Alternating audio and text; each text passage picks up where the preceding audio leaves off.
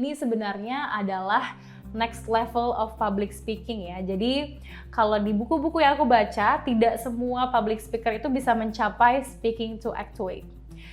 Jadi speaking to actuate ini mereka berharap itu outputnya atau hasilnya dari informasi yang mereka kirimkan itu dapat menimbulkan gerakan ya. Jadi bukan hanya jadi percaya audiensnya, tapi audiensnya ini ikut tergerak ya untuk melakukan sesuatu. Itu yang namanya speaking to actuate.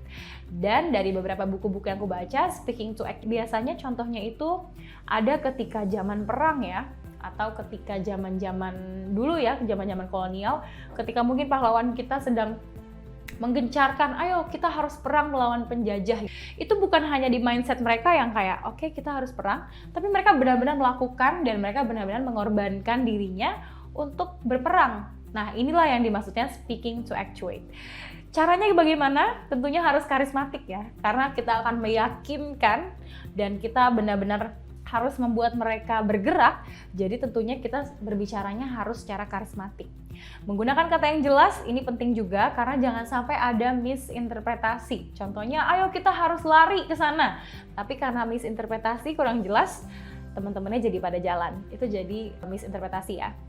Nah, penting juga untuk kita memiliki daya tarik yang kuat ya untuk meraih emosi audiens atau empati audiens. Dan penampilan yang meyakinkan. Biasanya ini dicontohkan dengan tokoh-tokoh atau icon-icon yang karismatik. Biasanya di beberapa tulisan itu dicontohkan seperti misalnya presiden.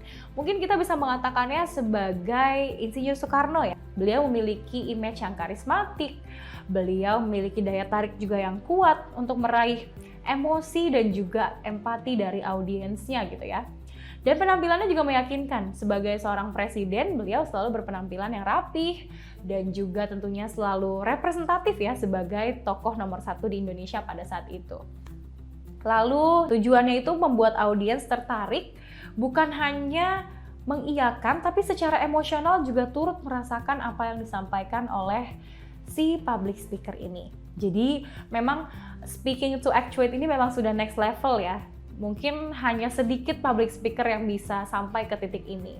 Nah ini ya, karena tujuannya memang untuk memotivasi audiens sampai ke tahap melakukan sesuatu. Jadi bukan hanya mereka percaya, tapi memang benar-benar tergerak untuk melakukan sesuatu.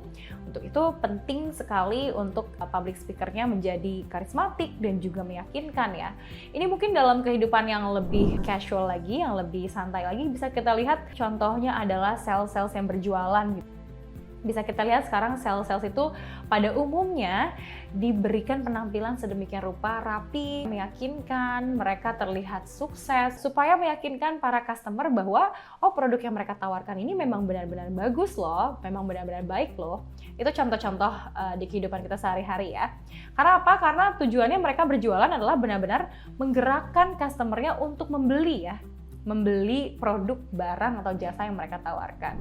Yang keempat, tujuan terakhir dari public speaking itu ada speaking to entertain. Jadi untuk menghibur ya.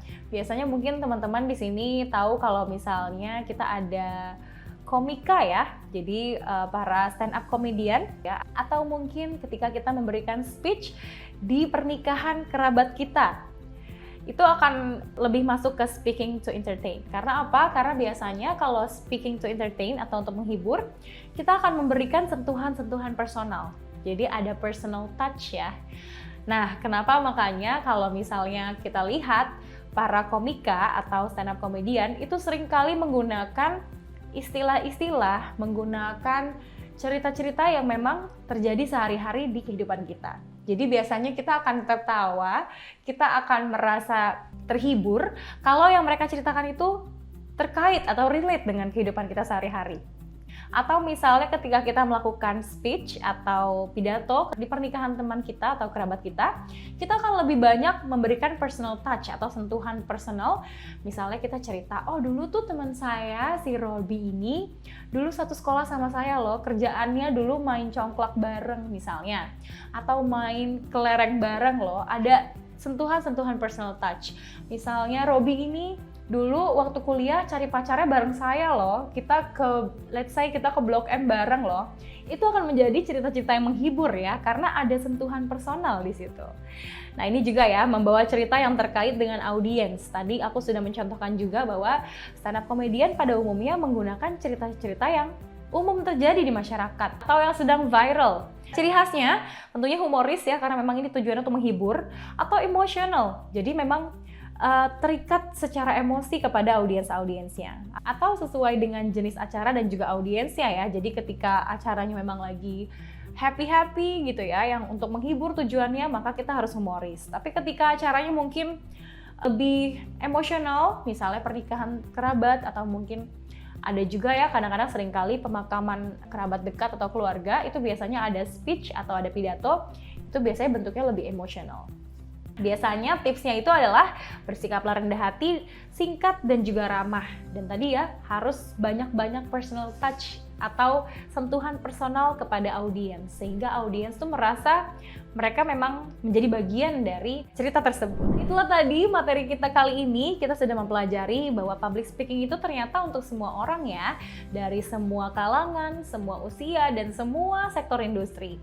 Dan juga kita juga sudah mempelajari bahwa tujuan public speaking itu bisa dibagi menjadi 4, yaitu speaking to inform, speaking to persuade, speaking to actuate, dan juga speaking to entertain. Nanti untuk lebih lanjut lagi kita akan mempelajari di video selanjutnya.